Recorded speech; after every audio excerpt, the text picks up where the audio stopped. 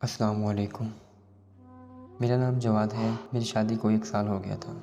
میری کوئی اولاد نہیں تھی۔ میری بیوی بہت خوبصورت تھی۔ میں ایک پرائیویٹ کمپنی میں مینیجر تھا۔ ایک بار ہماری کمپنی کے مالک نے ہم سب آفس والوں کو ایک ہوٹل پر دعوت دی۔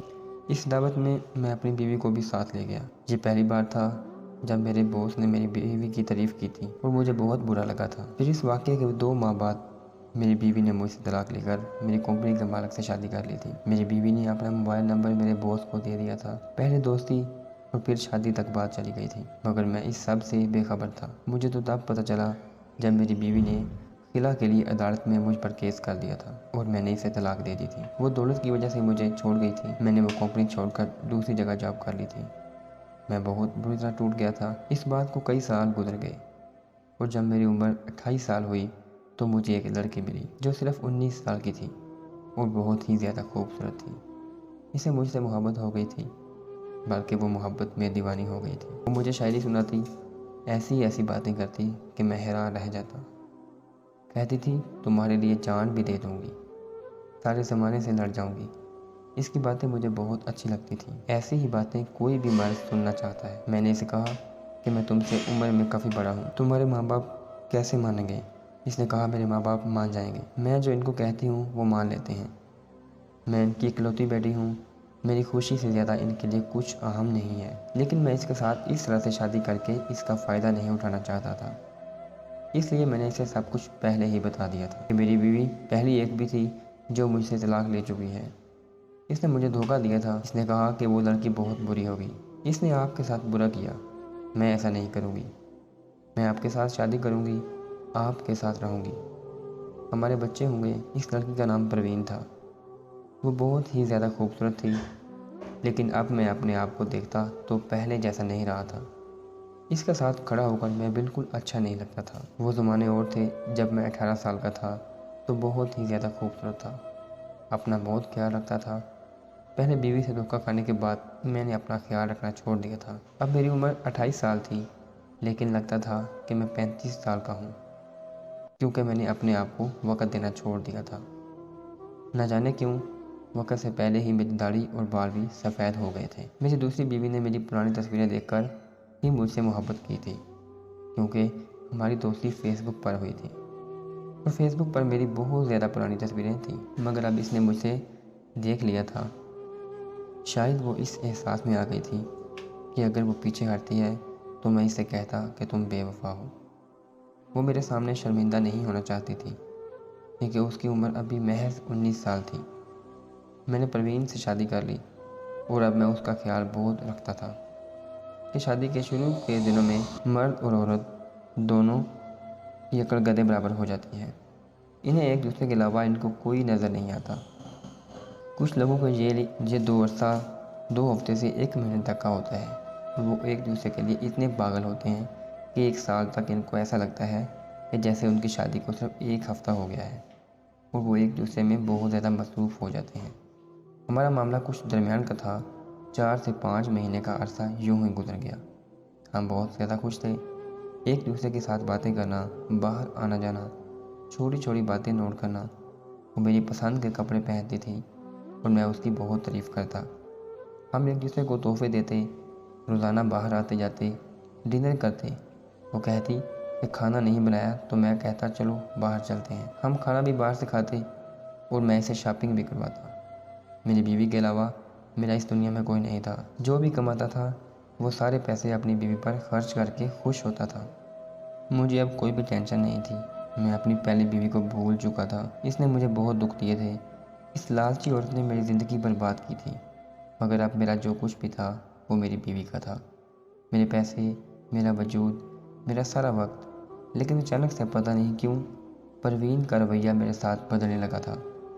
ایسے لگتا تھا سب کچھ ٹھیک ہے اور حقیقت میں بھی سب کچھ ٹھیک ٹھاک تھا، مگر اچانک سے سب بدلنے لگا تھا۔ میری بیوی مجھ سے دور دور رہنے لگی۔ پیسوں کی میرے پاس اب کوئی کمی نہیں تھی۔ میری جاب بہت بڑی کمپنی میں تھی۔ ہم لوگ اکیلے ایک گھر میں رہتے تھے۔ میرے کافی اچھے دوست تھے، وہ سب امیر گھرانوں سے تعلق رکھتے تھے۔ سب کے پاس اپنی اپنی گاڑی تھی۔ مجھے بھی کوئی مسئلہ نہیں تھا۔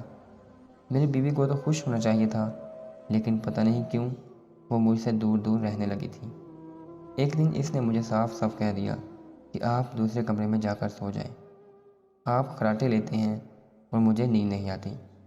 مجھے پتہ نہیں چلا میں کب خراٹے لینا شروع ہو گیا تھا۔ خراٹے تو بوڑھے لوگ لیتے ہیں یا پھر ایسے لوگ جن کا وزن زیادہ ہوتا ہے، لیکن یہ میرے ساتھ کیا ہو رہا تھا مجھے اپنی فکر کرنی چاہیے تھی، لیکن میں نے اپنی فکر نہیں کی تھی۔ مگر مجھے بیوی کی اس بات پر غصہ آ گیا۔ میں نے اسے کہا تم اپنے شوہر کو کمرے سے نکال رہی ہو؟ اس نے کہا کہ ٹھیک ہے، میں شوہر کو نہیں نکالتی، میں خود کمرے سے جا رہی ہوں۔ وہ اٹھ کر دوسرے کمرے میں چلی گئی۔ ایک دفعہ اس کی ایک دوست کی شادی تھی، اس نے ہم کو بلایا تھا۔ میں نے پروین سے کہا کہ چلتے ہیں اور ہمیں ضرور چلنا چاہیے، وہ تو تمہاری پکی دوست ہے، تم اسے اکثر ملنے بھی آتی ہے۔ اس نے کہا کہ ہم نہیں جائیں گے۔ میں نے کہا کہ کیوں نہیں جائیں گے؟ اس نے کہا بس میرا دل نہیں کر رہا۔ میں نے کہا وہ تو تمہاری اچھی دوست تھی، ہماری شادی میں بھی آئی تھی، اتنے سارے تحفے بھی لائی تھی۔ تب میری بیوی نے کہا کہ میں نہیں جانا چاہتی، وہاں پر لوگ میرا مذاق اڑائیں گے۔ مجھے یہ سمجھ نہیں آیا تھا کہ وہ کس بارے میں بات کر رہی تھی، کیوں سب لوگ میری بیوی کا مذاق بنائیں گے۔ اس نے مجھے بتایا بھی نہیں تھا۔ میں نے اسے 2-3 دفعہ پوچھا، اس نے کہا بس چھوڑیں، کوئی بات نہیں، میرا پاس جانے کا دل نہیں کر رہا، بہت زیادہ گرمی ہے۔ میری بیوی مجھ سے شرمندہ تھی، لیکن مجھ میں ایسی کیا خرابی تھی سمجھ نہیں آ رہا تھا کہ میری بیوی کو کیا ہو گیا ہے۔ میں حیران رہ گیا کہ وہ لڑکی جو دن رات مجھ سے پیار محبت کی باتیں کرتی تھی، کہتی تھی کہ تم نہیں ملے تو میں مر جاؤں گی۔ خیر یہ سب تو اسی طرح چل رہا تھا، بیوی ہو اور آپ کا خون نہ جلائے، ایسا تو ہو ہی نہیں سکتا، اس لیے میں سب کچھ برداشت کر رہا تھا۔ پر ایک دن میری بیوی جب باتھ روم میں نہا رہی تھی، میں نے ایک ایسا منظر دیکھا کہ میں حیران رہ گیا۔ میری بیوی کا موبائل باہر پڑا تھا، اس کے اوپر بار بار کسی کے میسج آ رہے تھے، لیکن فون کو لاک لگا ہوا تھا۔ جب دوبارہ کال آئی تو کال کرنے والے کا نمبر سامنے آ گیا، اس پر لکھا تھا میری جان۔ میں حیران رہ گیا کہ یہ نمبر میرا نہیں ہے، پھر اس نے کسی اور کے نمبر پر میری جان کیوں لکھا ہے۔ کبھی کبھی ایسا بھی ہوتا ہے کہ کچھ لڑکیاں اپنی سہیلیوں کو بھی پیار سے ایسے ہی بلاتی ہیں۔ مجھے لگا کہ پروین کوئی سہیلی ہوگی، لیکن جب میں نے کال سنی تو دوسری طرف سے ایک آدمی بولا اور میں حیران رہ گیا۔ میں نے وہ کال بھی ڈیلیٹ کر دی، موبائل کو واپس اسی جگہ پر رکھ دیا۔ بیوی کو یہ نہیں بتایا کہ مجھے پتہ چل گیا ہے۔ میں گھر سے باہر نکل گیا، بہت زیادہ پریشان تھا۔ پہلی بیوی نے مجھے بھی چھوڑ دیا تھا اور اب دوسری بیوی جس کو میں اپنی بیوی بنا کر اپنی زندگی میں لایا تھا، وہ میرے ساتھ بے وفائی کر رہی تھی۔ یہ شخص اس کو ملنے کے لیے بلا رہا تھا اور یہ مل کر کیا کرتے تھے یہ میں اچھی طرح سمجھ چکا تھا۔ میرے جذبات کو بہت بڑا دھچکا لگا تھا، میں بہت زیادہ پریشان تھا۔ کیا کمی تھی مجھ میں کوئی بیمار تو نہیں تھا، کوئی 40 سالہ بوڑھا انسان تو نہیں تھا، اپنی بیوی سے محبت کرتا تھا اور اس کو اپنے بارے میں سب کچھ بتا بھی دیا تھا۔ میں پروین سے کوئی جھوٹ نہیں بولا تھا، میں نے اس کو کوئی دھوکہ نہیں دیا تھا، ہر طرح سے اس کی ہر ضرورت کا خیال رکھتا تھا۔ پھر بھی اس نے میرے ساتھ یہ سب کچھ کیا، لیکن میں نے سوچ لیا تھا کہ میں اس کی یہ سب نہیں بتاؤں گا۔ پہلے یہ پتہ کروں گا کہ وہ آدمی کون ہے جس کے ساتھ میری بیوی نے چکر چلایا ہے۔ کوئی نمبر تو میرے پاس آ گیا تھا اور نمبر سے پتہ لگانا بہت آسان تھا۔ میں فون نمبر لے کر فون نمبر والے آفس میں چلا گیا۔ وہاں جا کر میں نے اپنے ایک دوست کے تعلقات سے اس نمبر کی معلومات بھی نکلوا لی۔ ایسے کوئی اگر چاہے تو کسی کے نمبر کی معلومات نہیں نکلوا سکتا، لیکن وہ میرا دوست تھا جو وہاں پر کام کرتا تھا، اس لیے اس نے میری مدد کر دی۔ میرے پاس اس کا نمبر، گھر کا پتہ، سب کچھ آ گیا تھا اور یہ جان کر میں حیران تھا کہ یہ شخص کون ہے۔ اس کے بعد مجھے کیا کرنا تھا میں نے سوچ لیا تھا۔ میری بیوی کو میں نے اس کے حال پر چھوڑ دیا تھا۔ اب وہ اپنے بوائے فرینڈ کے ساتھ باتیں کرتی، باہر جاتی اور مجھ سے جھوٹ بولتی تھی کہ بازار جا رہی ہوں۔ جو تحفہ وہ اسے لے کر دیتا وہ مجھے کہتی کہ میں نے لیا ہے۔ اس کو لگتا تھا کہ وہ بڑی چالاکی سے میرے ساتھ یہ کھیل رہی ہے اور مجھے بالکل بھی پتہ نہیں چلا۔ شادی کے بعد چاہے مرد کا کسی کے ساتھ چکر ہو یا بیوی کا، دونوں کو ایک دوسرے کے راز کے بارے میں پتہ چل جاتا ہے۔ یہ شاید ایک قدرتی عمل ہوتا ہے، لیکن میری بیوی کو لگتا تھا کہ مجھے اس بارے میں پتہ ہی نہیں ہے۔ وہ بڑی آسانی سے مجھے دھوکہ دے رہی تھی۔ لیکن وہ یہ نہیں سمجھتی تھی کہ میں اسے عمر میں بڑا تھا اور تجربے میں بھی بڑا تھا۔ اس کو دیکھ کر یہ پہچان گیا تھا یہ مجھ سے محبت نہیں کرتی بلکہ اس کی زندگی میں کوئی اور آ گیا ہے۔ لیکن خوشی کی بات پر یہ تھی کہ قسمت نے پہلے ہی انصاف کر دیا تھا، اور وہ انصاف کیا تھا وہ میں آپ لوگوں کو جلد ہی بتا دوں گا۔ پر اب میں خود اپنی بیوی سے دور ہی رہنے والا تھا۔ غصہ تو مجھے بہت آیا تھا، لیکن اب مجھے پروین پر ترس آتا تھا۔ میں ایک روز گاڑی لے کر آیا اور میری بیوی حیران رہ گئی۔ اس نے کہا کہ یہ گاڑی آپ نے کہاں سے لی ہے؟ میں نے کہا کہ میں جاب چھوڑ کر اپنا کاروبار کیا ہے اور اس کاروبار میں مجھے بہت فائدہ ہوا ہے، اس لیے گاڑی خریدی ہے۔ وہ گاڑی کو دیکھ کر بہت خوش ہوئی، کہنے لگی چلیں پہلے سیر کرنے کے لیے جاتے ہیں۔ میں نے کہا ہاں بالکل، سب سے پہلے میں تمہیں لے کر جاؤں گا، تم تو میری بیوی ہو۔ میں اسے گاڑی میں بٹھا کر لے گیا۔ وہ بہت زیادہ خوش تھی۔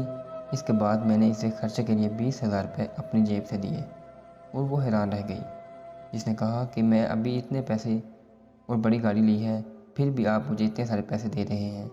میں نے کہا کہ تمہارے لیے ہی تو کماتا ہوں، فکر مت کرو، تم جاؤ عیش کرو، اگر پیسے کم پڑیں تو مجھے فون کر لینا اور میں بھیج دوں گا۔ وہ بہت زیادہ خوش ہو گئی اور میرے ساتھ بہت اچھے طریقے سے پیش آنے لگی، لیکن مجھے پتا تھا کہ میری بیوی بے وفا ہے، اس لیے میری ساری محبت اور یہ ساری مسکراہٹ جھوٹی تھی۔ ایک دن میری بیوی کی طبیعت بہت خراب تھی۔ اس نے مجھے کہا کہ مجھے ڈاکٹر کے پاس لے جائیں۔ میں نے کہا کوئی خوشخبری تو نہیں ہے؟ میری بیوی نے کہا کچھ ایسا نہیں ہے، آپ کو تو پتہ ہے، لیکن اگر خوشخبری آ جاتی تو بہت اچھی بات تھی۔ میری بیوی خاموش ہو گئی۔ میں اسے ڈاکٹر کے پاس لے گیا۔ ڈاکٹر نے کہا اس کو بخار ہو گیا ہے، میں دوائیں وغیرہ دے رہی ہوں اور کہا کہ یہ بہت جلد ٹھیک ہو جائے گی۔ لیکن اس دن کے بعد میری بیوی کو کھانسی بالکل ہی ٹھیک نہیں ہو رہی تھی۔ اب تو کھانس کر اتنی بری حالت ہو گئی تھی کہ اس کی آنکھوں کے نیچے حلقے پڑ گئے تھے۔ میں بہت سے ڈاکٹروں سے اسے چیک کروا چکا تھا، جہاں تک کہ کچھ دیسی ٹوٹکے بھی اس لیے یہ تھے کہ ہومیوپیتھک دوائیں بھی میں نے استعمال کی تھیں، لیکن اس کی کھانسی ٹھیک نہیں ہو رہی تھی۔ اب وہ کہیں جاتی بھی نہیں تھی، میرے ساتھ وقت گزارتی، لیکن جب سے وہ بیمار ہوئی تھی میں اس کے پاس بالکل نہیں گیا تھا۔ میں نے اسے کہا کہ تمہاری حالت بالکل ٹھیک نہیں ہے اور اسے بھی میرے ساتھ کوئی اتنی محبت نہیں تھی۔ وہ مجھے روز کہتی کہ میرے پاس بیٹھو، مجھ سے باتیں کرو، مگر میں اسے دور بھاگتا تھا۔ میں گھر میں ساری نئی چیزیں لایا تھا جن کو دیکھ کر وہ بہت زیادہ خوش تھی۔ ایک دن میں نے اپنی بیوی کی باتیں سنی، شاید وہ اپنے بوائے فرینڈ کے ساتھ جھگڑا کر رہی تھی۔ ان دونوں کی بہت سخت لڑائی ہوئی تھی۔ وہ سمجھ رہی تھی کہ میں سو رہا ہوں، لیکن میں اس کی باتیں سن رہا تھا۔ وہ اسے کہہ رہی تھی کہ تم ایسا کیسے کہہ سکتے ہو، میں تم سے بہت محبت کرتی ہوں، تمہارے لیے میں نے اپنے شوہر کو بھی دھوکہ دیا ہے، اور اب تم کہتے ہو کہ تم میرے ساتھ نہیں رہنا چاہتے۔ میں بیمار ہوں، مر تو نہیں رہی، تمہاری محبت اتنی کمزور ہے کہ میں بیمار ہو گئی ہوں۔ بیماریاں تو آتی جاتی رہتی ہیں، لیکن پتہ نہیں دوسری طرف کیا بات ہو رہی تھی۔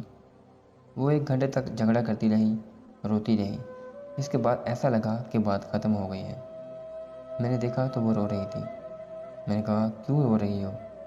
وہ مجھ سے پھر سے جھوٹ بول رہی تھی۔ میں نے کہا کوئی بات نہیں، ٹھیک ہو جاؤ گی۔ لیکن اس کے بعد اس کی طبیعت اور بھی زیادہ خراب رہنے لگی تھی۔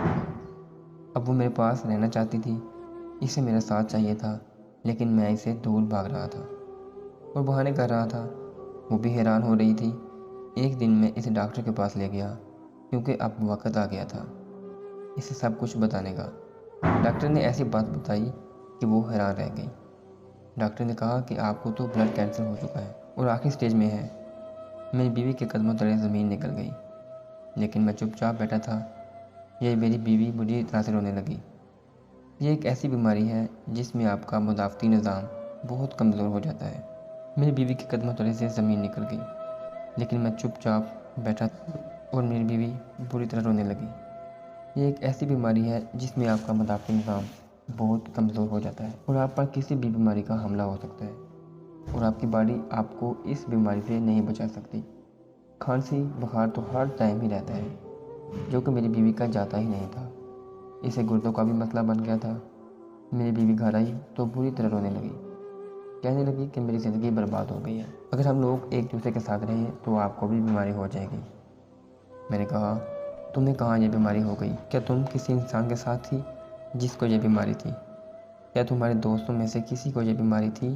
وہ بھی اچھی طرح جانتی تھی اور میں بھی کہ کھانے پینے سے اور بیٹھنے سے یہ بیماری نہیں ہوتی۔ یہ بیماری تو آپ کو تب لگتی ہے جب آپ کسی ایسے مریض کے ساتھ ناجائز رشتہ بناتے ہیں، اور میری بیوی نے یہی کیا تھا۔ جی ہاں، انسان جس کے ساتھ میری بیوی نے چکر چلایا تھا وہ کوئی اور نہیں بلکہ میرا دوست تھا۔ جس نے شادی پر میری بیوی کو دیکھا وہ ایک امیر انسان تھا اور میری بیوی کا ہم عمر بھی تھا، لیکن وہ ایک برا انسان بھی تھا۔ اس کے غلط لوگوں کے ساتھ تعلقات تھے، غلط عورتوں کے ساتھ تعلق رکھنا اس کی عادت تھی، اس لیے اسے یہ بیماری لگ گئی۔ لیکن میری بیوی کو اس نے یہ نہیں بتایا تھا۔ جب مجھے اس کے بارے میں پتہ چل گیا تو میں سیدھا اس کے گھر چلا گیا۔ میں نے اسے کہہ دیا کہ مجھے سب کچھ پتہ چل گیا ہے کہ تم نے میری بیوی کے ساتھ چکر چلایا ہے۔ میری بیوی تو میرے کام کی نہیں رہی تھی، لیکن اب میں تمہیں نہیں چھوڑوں گا۔ اس نے کہا، تمہاری بیوی اب تمہارے کام کی بھی نہیں رہی، تم مجھے اس کے ساتھ وقت گزارنے دو، اور اس کے بدلے میں تم جو کہو گی میں تمہیں دے دوں گا، کیونکہ میں بھی مرنے والا ہوں۔ اس نے مجھے پیسے دیے جس کی وجہ سے میں نے اپنا کاروبار کیا تھا۔ اس نے مجھے کاروبار میں لگانے کے لیے بہت سارے پیسے دیے اور یہ بھی کہا کہ واپس دینے کی ضرورت نہیں ہے۔ میں اپنی بیوی کی وجہ سے امیر ہو رہا تھا اور میری بیوی کو بھی اس کی سزا مل گئی تھی، کیونکہ اس نے مجھے دھوکہ دیا تھا، کسی اور شخص کو اپنا حسن دکھایا تھا اور وہ شخص بیمار تھا۔ ان دونوں کا رشتہ بہت آگے نکل گیا تھا۔ میری بیوی کو بھی بلڈ کینسر ہو گیا تھا اور اب اس کا رشتہ ختم ہو گیا تھا۔ جب میں نے اسے یہ سب بتایا تو وہ بہت زیادہ شرمندہ ہو گئی، مجھ سے معافی مانگنے لگی، مجھ سے کہنے لگی میں ٹھیک ہو جاؤں گی، مجھے خود سے دور مت کرو۔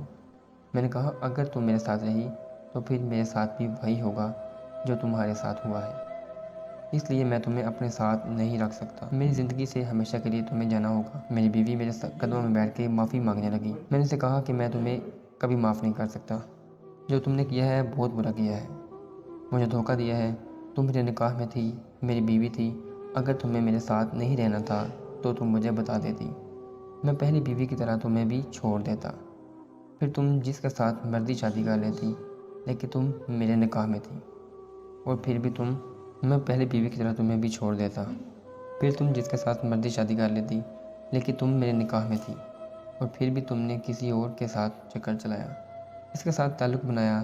تمہیں کیا لگتا ہے میں تمہیں معاف کر سکتا ہوں؟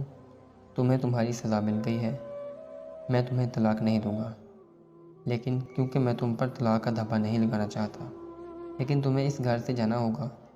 میری بیوی خاموش ہو گئی۔ میں اس کے ماں باپ کے گھر چھوڑ آیا۔